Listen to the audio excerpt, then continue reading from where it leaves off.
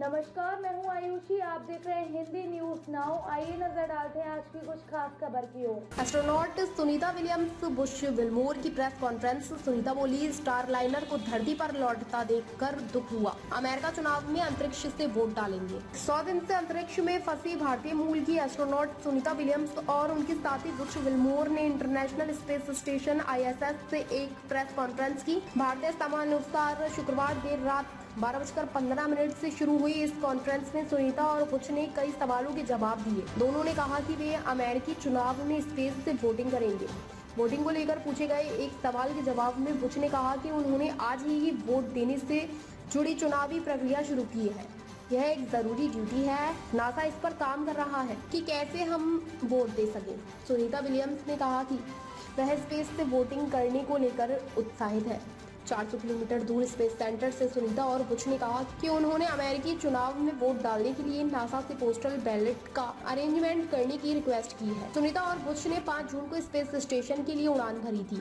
वे जून को अंतरिक्ष स्टेशन पहुंचे थे। इन्हें 13 जून को वापस आना था, लेकिन नासा के बोइंग स्टारलाइनर स्पेसक्राफ्ट में तकनीकी खराबी के कारण इनकी वापसी टाल दी गई। अब दोनों के 2025 में ही वापस आने की संभावना है।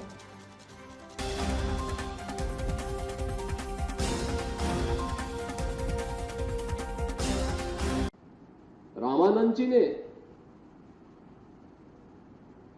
भारत की उपासना विधि की एक विशिष्ट पद्धति को आगे बढ़ाया,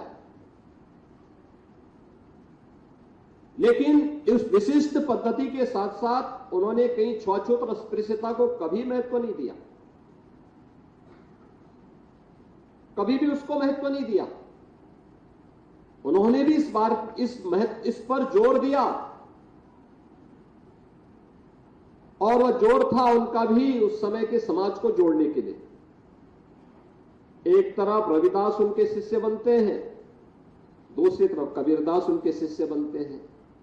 एक लंबी परंपरा उस समाज से है जिसे आज भी समाज का एक तबका अछूत मानता है। यानी कभी भी इस बात को महत्व नहीं दिया गया कि समाज में हम छुआछूत और अस्पृश्यता को महत्व दें। भारतीय संत समाज ने, भारत की ऋषि परंपरा ने इसे महत्व नहीं दिया,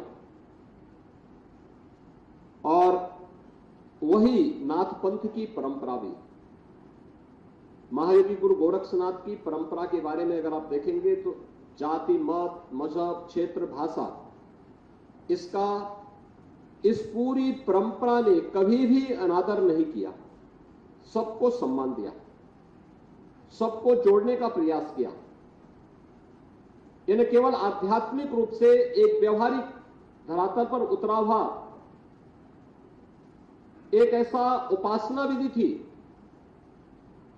जिसने एक और काया की शुद्धि पर ध्यान दिया और उसके माध्यम से आध्यात्मिक उन्नयन के मार्ग को प्रशस्त किया, तो दूसरी तरफ समाज को जोड़ने के लिए भी समरस समाज के माध्यम से समाज के प्रत्येक तबके को अपने साथ जोड़ने का काम भी किया।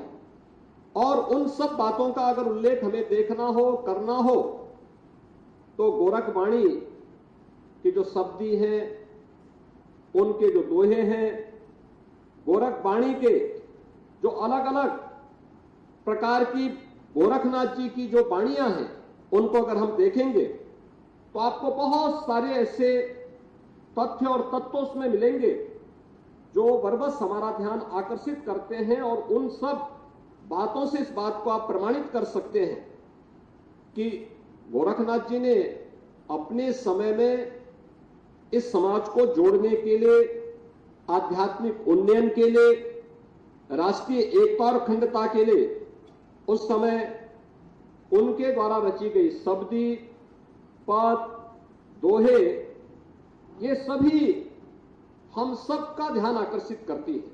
ताज़ा खबरों से जुड़े रहने के लिए हमारे चैनल को सब्सक्राइब करें और बेल आइकन को दबाना ना भूलें, ताकि हर खबर की नोटिफिकेशन आपको मिलती रहे।